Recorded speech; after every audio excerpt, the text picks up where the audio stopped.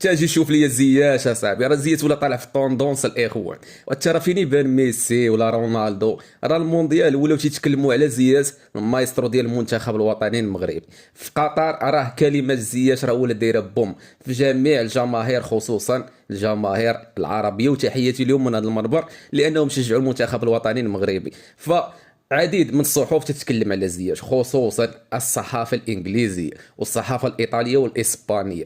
مؤخرا مانشستر اللي كانت كترفض زياش كانت رافضه منعا قاطعا انه يلعب في الفرقه ديالو، خصوصا المدرب ديالو السابق اللي في اياكس. لكن الان ولاو تيتحطوا الوراق ديالو ولا تيتحط الاسم ديالو، والان حاليا انا كنهضر معكم فكاين تواصل ما بينه وما بين المايسترو زياش يعني وكيل الاعمال ديالو. كاين حوار بيناتهم ومانشستر وتوتنهام واسي ميلان، ولكن الاقرب هو ميلان الايطالي. فالعديد من الصحف الاخوان تتهضر على هذا المايسترو هذا، فما بغيناهمش يقوسوا عليه ويضربوا عليه بالعين، فخلي السيد يركز في المنتخب الوطني المغربي. والعديد من الصحف كانت بغات تتكلم معاه وبغات تحاور معاه وتقول ليه بانك شنو كتفضل ان فرقه تمشي ليها من بعد المونديال، لكن هو كيرفض منعا قاطعا انه يتكلم في هذه المواضيع هذا، وتيقول لهم بالحرف انا مركز مع المنتخب الوطني المغربي والجماهير المغربيه، بغينا نفرحوها 100%، وبغيت نمشي اكبر نقطه في المونديال،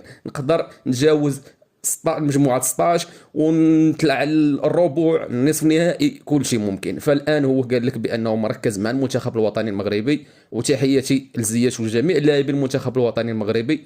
ففيفا فيفا لكم اخوتي، وكونتيني احنا معاكم حتى الاخر.